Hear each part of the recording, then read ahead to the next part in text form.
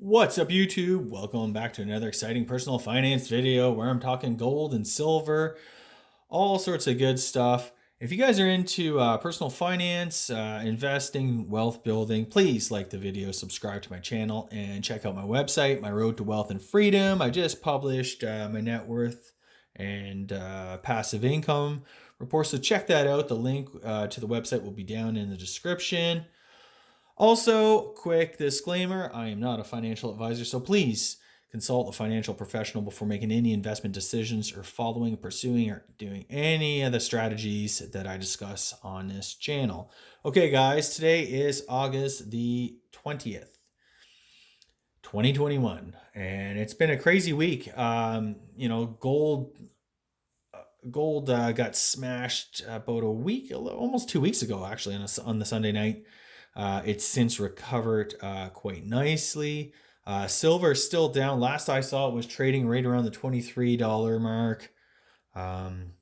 Haven't been able to purchase any more gold and silver. However, I did mention in my last video that I am considering buying some fractional gold, like this quarter ounce maple. This one I picked up several years ago. I'm still trying to think about that. And yeah, basically, I've just been just stacking cash. I now have my payment for the mortgage. Um, we managed to save it up and sell some investments and stuff like that, and that will take us towards basically the home stretch of paying off our mortgage, living a debt-free life, and just not crazy reducing our risk and not being financially vulnerable. It's funny. I talked to an old friend just the other day. He had told me that we caught up on on social media. He had just told me that he had received a package. He's been laid off from his job, and and I really feel for him. What can I say? It's I don't know what he is. He's a smart guy. I'm sure he'll be able to kind of bounce back and hopefully find something else. But he's almost 40. This is the type of stuff that can happen, and we can be faced with unexpected job loss. People can get sick. They can get hurt. There's accidents. All sorts of different things can happen. And if you have debt, then that's you have risk. And a lot of people, um, I don't think they really appreciated that fact until what we saw last year in March of 2020, when they realized they didn't have 2 weeks worth of expenses covered. Um, and that's a shame. I've always been a fan of wealth building and personal finance. I've read a ton of books. Robert Kiyosaki, Rich Dad Poor Dad, The Automatic Millionaire by David Bach, Richest Man in Babylon, and on and on and on. On all of these books, they're all really great reads. But the principle is essentially the same for a lot of that stuff. And it's basically start saving the moment you get a job. Start setting aside a little bit of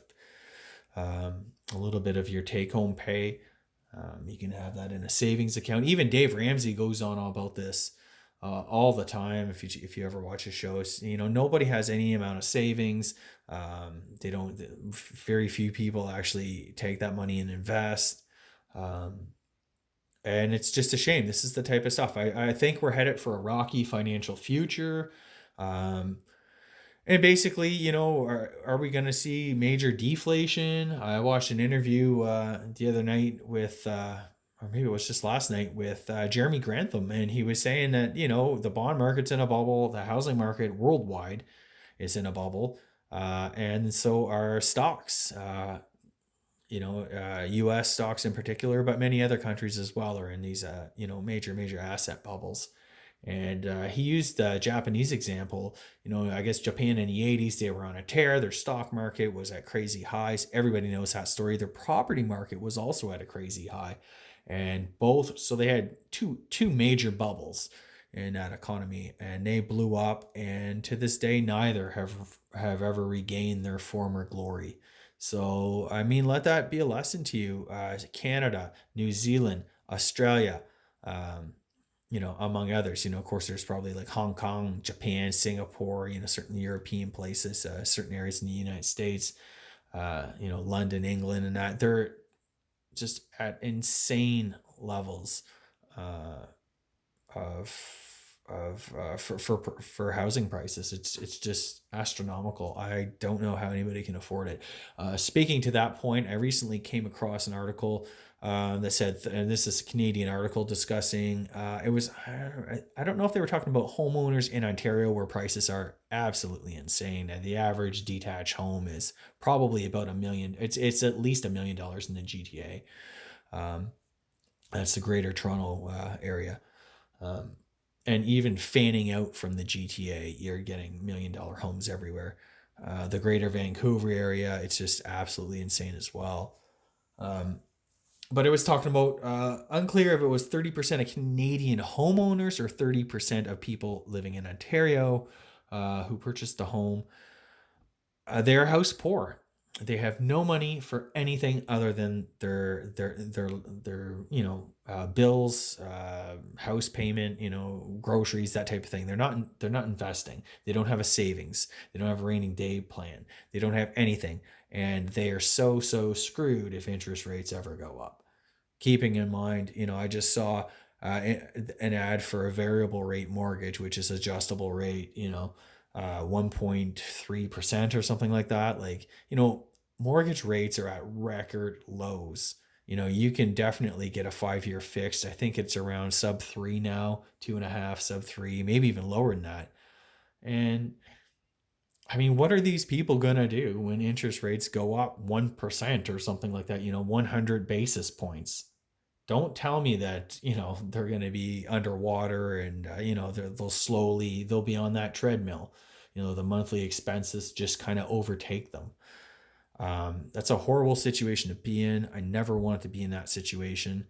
And the fact of the matter is, especially if you're a first time buyer, first time homeowner, or you're thinking about that type of thing, getting your first home, just know that houses are, not only do they cost a lot of money, guaranteed within that first 6 months that you're in that new home, there's going to be a whole truckload of problems or things that you didn't realize, things that you need to fix, or something that you need a little bit of extra cash on the sidelines, to deal with that.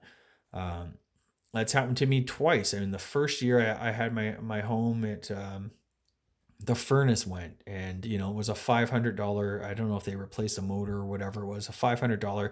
Well, I mean, at the time I was 24 years old. Like, that was a hard, huge hit. I didn't make hardly any money at all. We were struggling.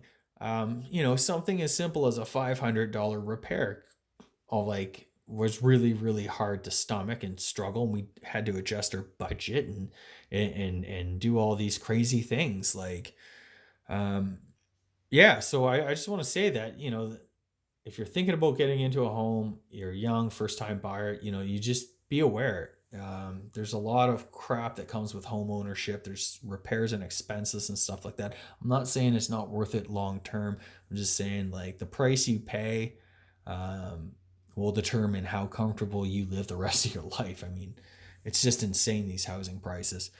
So that's my little spiel on that. 30% of Ontario homeowners, for sure, possibly Canadian homeowners, are so stretched. They're seeing record levels of insolvencies now. Um, because even with all that post pandemic aid, people still can't make ends meet. People are still screwed when they lose those benefits. They reopen the government, or they reopen the economy, and then they're able to go back to work. Speaking of the government, in Canada here, we have an election coming up September 20th, I believe. And this is how screwed this country is. Um, the NDP, which is kind of like ultra left wing, they want to screw over businesses, taking their profits, and CEO pay, and do all this crazy stuff. Go after all the rich people, read middle class. Um, and then you have the liberals who project spending as far as the eye can see, money for everybody, nobody left behind. And by the way, it's Mr. Justin Trudeau who's been in power here since 2015, and it's just been deficit spending ever since. We have well over $1 trillion in national debt. Of course, he's killed a lot of natural resource projects. You know, there was a pipeline he nationalized. Just kind of totally screwed the whole country over. But I guess if you're poor or on welfare and you got some money from him, then you just love him to death.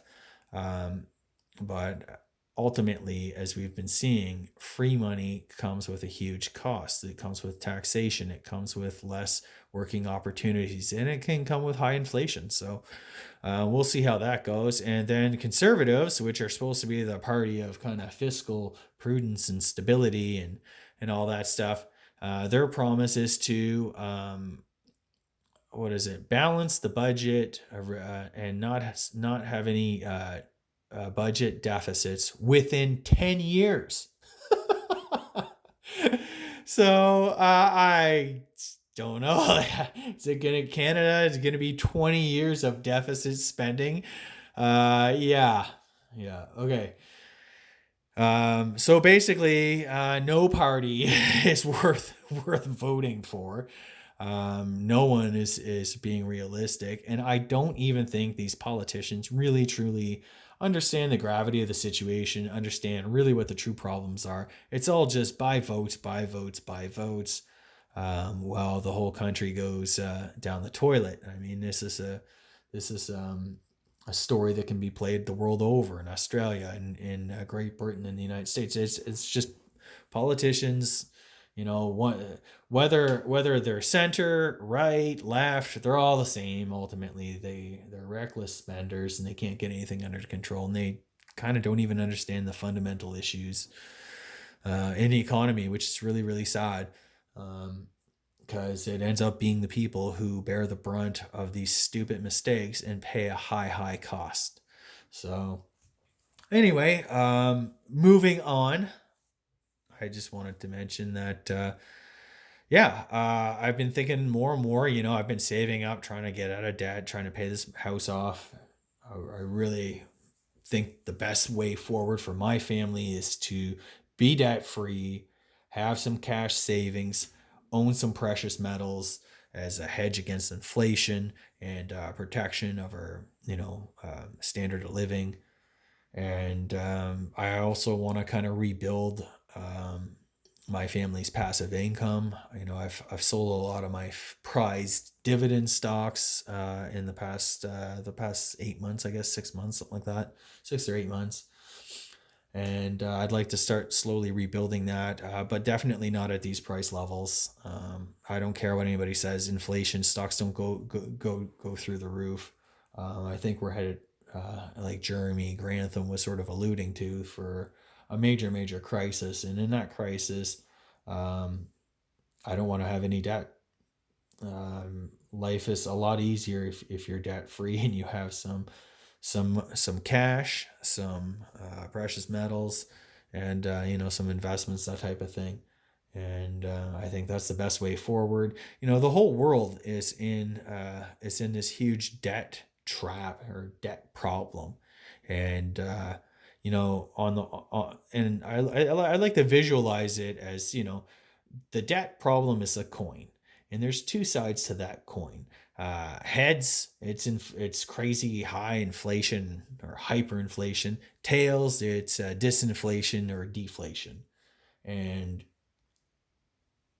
to this day, it's been over a year since we've had, the crazy um, response to the pandemic, and it's still really unclear whether or not we're going to get, crazy deflation or crazy inflation. I certainly believe central banks, the powers that be, they're going to do all that they possibly can to stave off a devastating depression.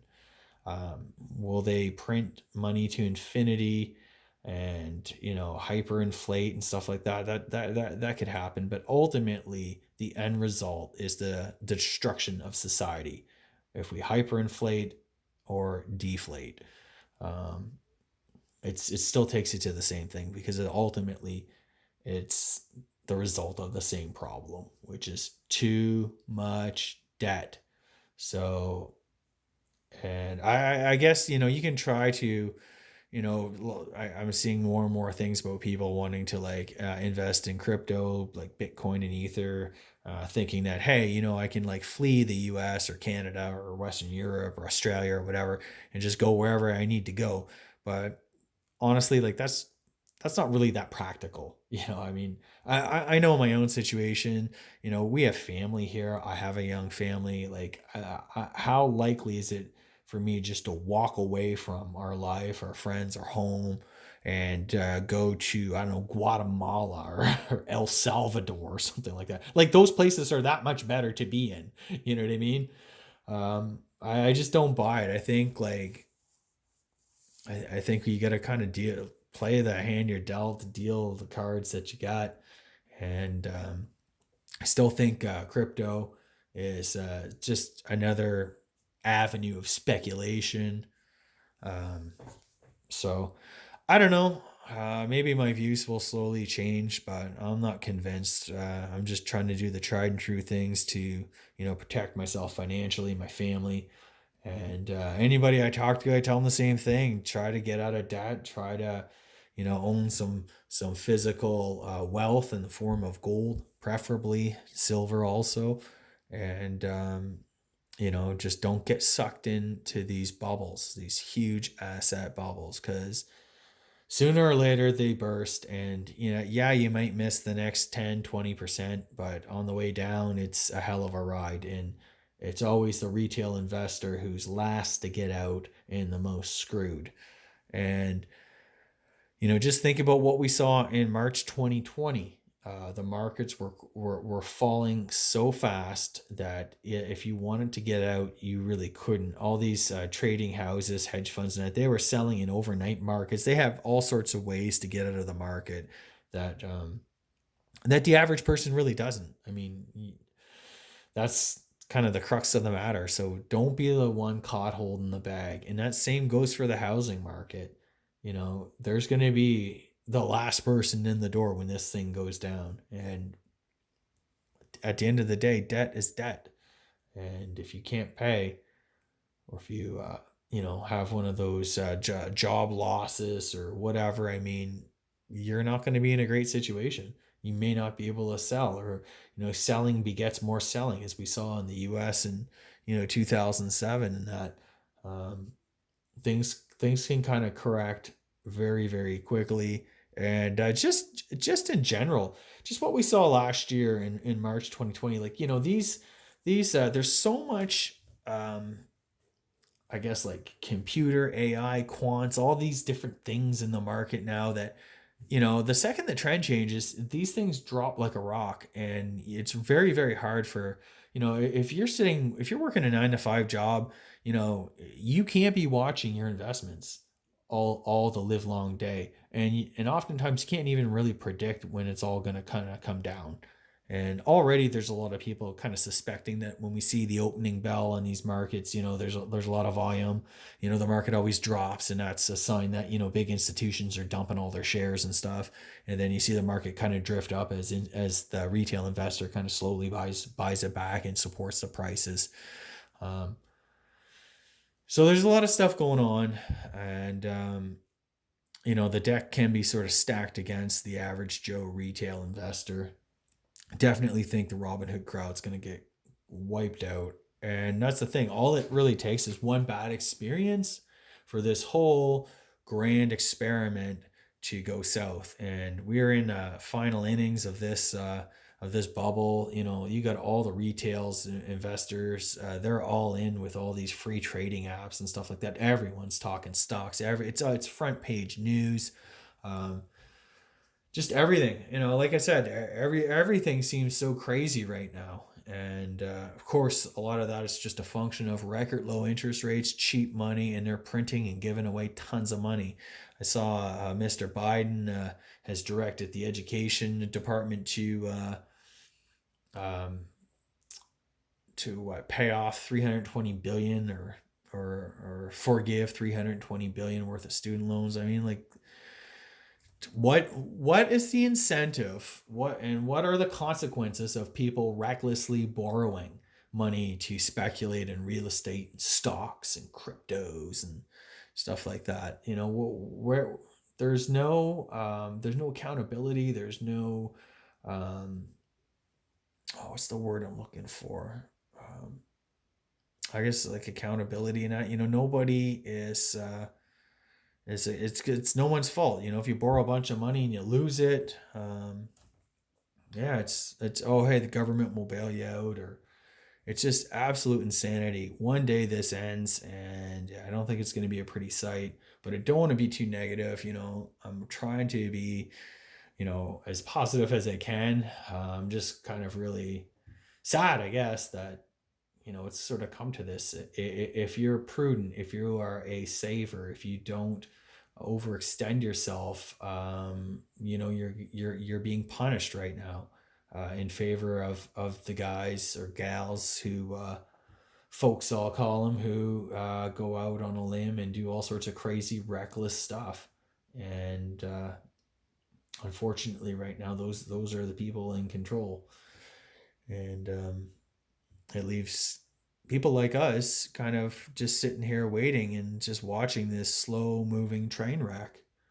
Um, yeah, we'll be in a better position when whatever happens, whatever eventuality arises. But it's just too bad.